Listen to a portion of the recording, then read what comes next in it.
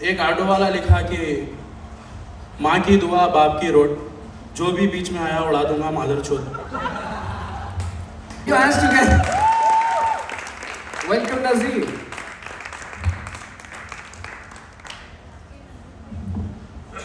Hello hello, मेरी आवाज़ आ रही है पीछे तक? नहीं आ रही तो आप सामने आ जाओ। तो जैसा नॉर्थ में लैंग्वेज बैरियर का टेंशन है ना भाई कि महाराष्ट्र में ऐसा वैसा, हैदराबाद में मेरे को उसका कुछ टेंशन नहीं है। मेरे को यहाँ के चारों भी लैंग्वेजेस आते, हिंदी, इंग्लिश, तेलुगु और वो ऑटो वालों की। मैडम चलते क्या? छोड़ दूँ? अरे इतना कॉन्फिडेंस भाई, इतना कॉन्फिडेंस। अब 4 खूबसूरत लड़कियाँ मेरे सामने आए तो मैं नर्वस हो जाता हूँ। उन लोगों के पास जो कॉन्फिडेंस है ना, वो होना मेरे को लाइफ में। और आप लोग देखे होंगे ऑटो वालों के पीछे शायरी से रहते पीछे, उन लोगों की शायरी के पीछे तो मिर्ज़ा गालिब भी फेल है। एक ऑटो वाला लिखा कि माँ की दुआ बाप की रोट, जो भी बीच में आया उड़ा दूंगा मादर चोद। मेरे को ये सवाल पूछना है उससे, कौन सी माँ ये दुआ दे रही कि ऐ अल्लाह मेरे बेटे को ऑटो दिला। और एक जना क्या लिखा मालूम कि वो ऑटो में बैठने से पहले नहीं पढ़ा था मैं शायरी कि लिखा, किस्मत में रहा तो मंजिल तक पहुंचा दूंगा वरना खुदा से मिला दूंगा। ये कौन सा ऑटो वाला है जो डेथ वार्निंग दे के बिठा रहा पहले से? आप लोग देखे होंगे कि मतलब बड़े हैवी कमर्शियल व्हीकल्स पे लिखे हुआ रहता कि कीप 40 फीट डिस्टेंस।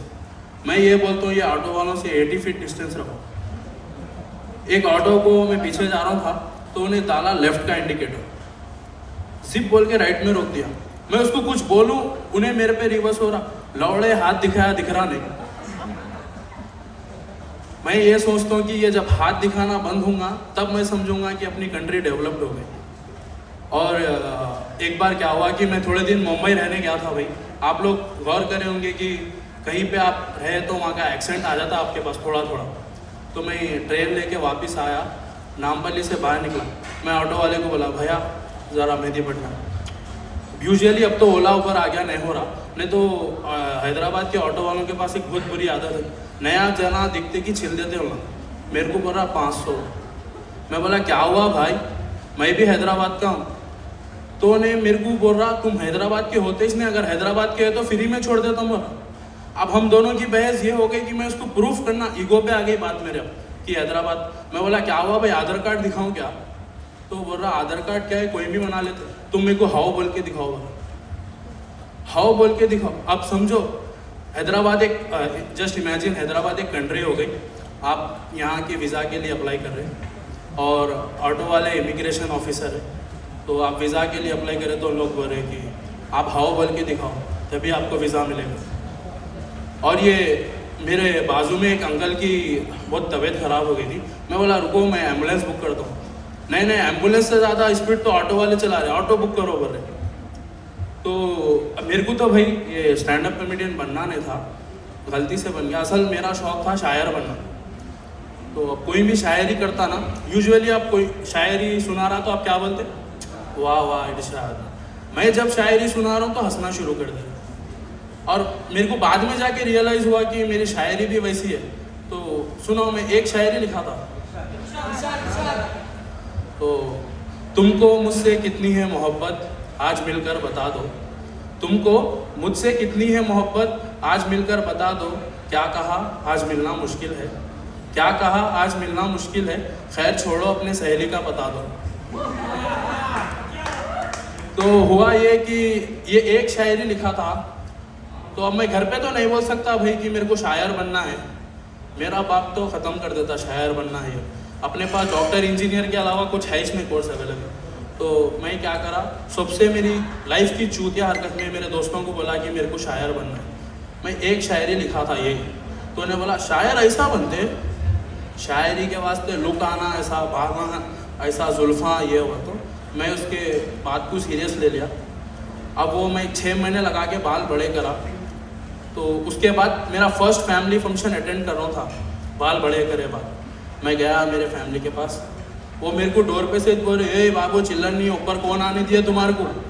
मैं बोला मैं हूँ नसीर। बोला क्या है मैं यहाँ क्या हाल कर लिए, ये बाप पैसे नहीं दे रहा क्या बाल कटाने?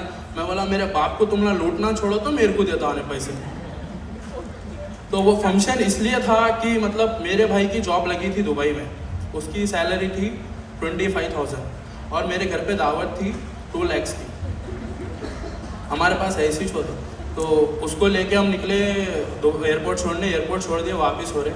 हैदराबाद के ट्रैफिक का तो मालूम है आपको, हम वापस ही छोड़े। तो एक बहुत ट्रैफिक में जहाँ फंस गए थे हम। तो उसके बाद उसका कॉल आया, मैं डर गया, क्या है कि अब दुबई के वास्ते भी रुका ले रहे क्या हुआ। तो वो बोल रहा मैं दुबई पहुंच गया और मैं हूँ हाईटेक सिटी की ट्रैफिक में चटके हुआ हूँ। यहाँ की ट्रैफिक का ऐसा सीन है कि यहाँ की सिग्नल पे खड़े रह के आप MBA कंप्लीट कर ले सकते हैं आपका। इतना बिजार हो गया ट्रैफिक से, मैं नहीं, आखिर में मेरा GPS भी बोल रहा भाई मैं निकल रहा हूँ, तेरा तो देख ले बोल रहा। तो मेरे को तो भाई एक बार डिप्रेशन में चल गया था मैं। तो अब ब्रॉन फैमिलीज का कैसा है कि मैं मेरी मम्मी को बोला मम्मी मैं डिप्रेशन में चल रहा हूँ, कहीं भी जा रहा 12 बजे से पहले वापस आ। मैं बोला नहीं एक बीमारी है ये समझो आप, ये वो बोले। तो मेरे को डॉक्टर के पास कंसल्ट कराने लेके गए।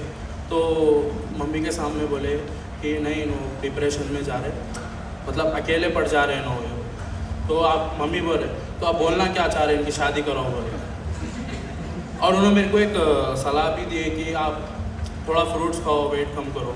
तो मेरे को तो वेट का कुछ टेंशन नहीं है, मतलब मेरी फैमिली में ऐसा है कि पूरे ओवरवेटेड है। हमारे पास अगर 100 के नीचे है तो उन्हें इनसिक्योर हो जाता कोई। तो उसके बाद उन्होंने बोले कि इनकी शादी कराने का है क्या। तो मेरी मेंटल हेल्थ ठीक कराने के वास्ते मेरी शादी कराए, अब फाइनेंशियल हेल्थ ख़राब हो। Thank you, that's my time.